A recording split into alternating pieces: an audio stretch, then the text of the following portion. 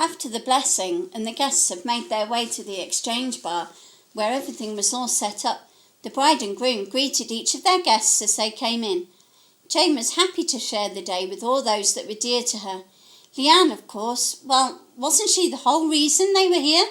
Her friends from college, who had not only been so kind in accepting her, she being the oldest in the class, and her parents. She smiled at her father, who was already sniffing out the booze. She would have to keep an eye on him. Everyone seemed to be enjoying themselves. Jane had hardly had 5 seconds without someone wanting a word. Finally, she spotted her husband across the room and waved. Waving back, he made his way through the crowd across the room to his wife.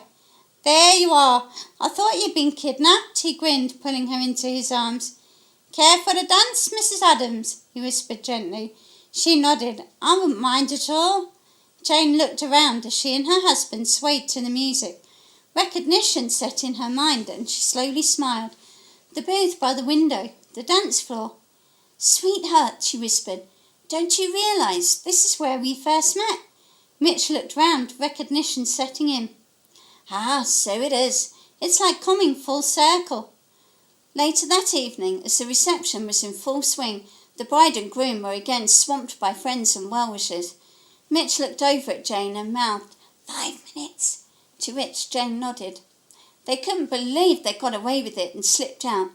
There was Jane, Mitch, Frank, both sets of parents, and Leanne, who had a sleeping Charlie in her arms, and they had all come out to see the happy couple off.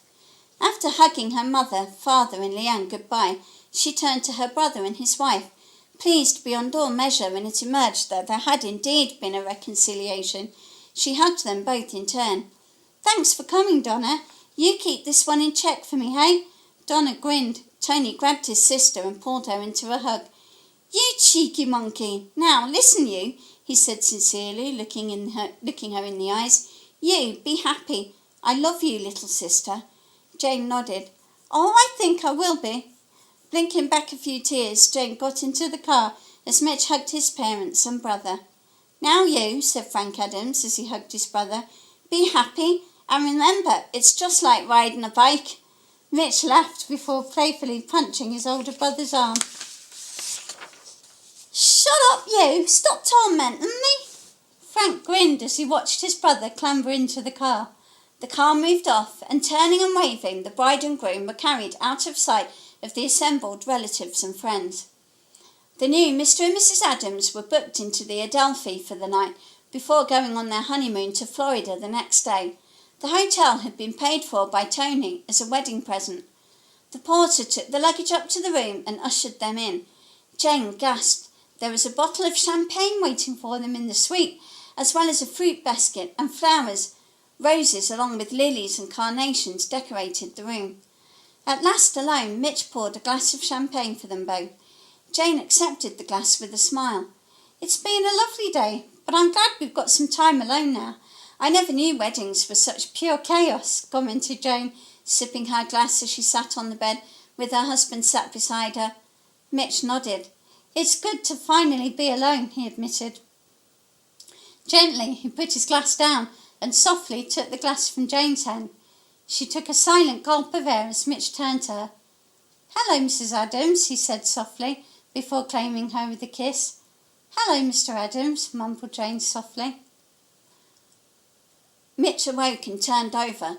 Stretching, he realised for the umpteenth time his wife wasn't there. Hearing the flush go in the bathroom, he sighed and waited for her to come back. The door opened and Jane padded back to the bed. Mitch looked at her concernedly. "You all right, love? That's the 4th time you've got up to the loo. I didn't hurt you when—" Jane put a finger on his lips and shook her head. "Don't be daft. I'm fine. Everything was fine." Mitch sat up in bed, looking at her uncertainly. Jane rolled her eyes at him and lay down. She could see his beautiful eyes sparkling in the darkness. Well, she guessed it was still dark, but the curtains were shut and the room was in darkness. "Stop worrying, you. Really, it was fine. We'll learn together." Smiling, Jane pulled her husband down beside her to show him how fine she really was. Just then, there was a knock at the door. "Room service," called a voice from the other side of the door. Jane got up and put her dressing gown on. "Just a minute," she called. When the breakfast tray was brought in and put by the bed, Jane gave the man a tip. Leaving them alone, the man smiled and left. "So," said Mitch, sitting up and smiling at his wife. "What's for breakfast, then?" Jane grinned wickedly, bending down to kiss him. "Breakfast can wait for a while."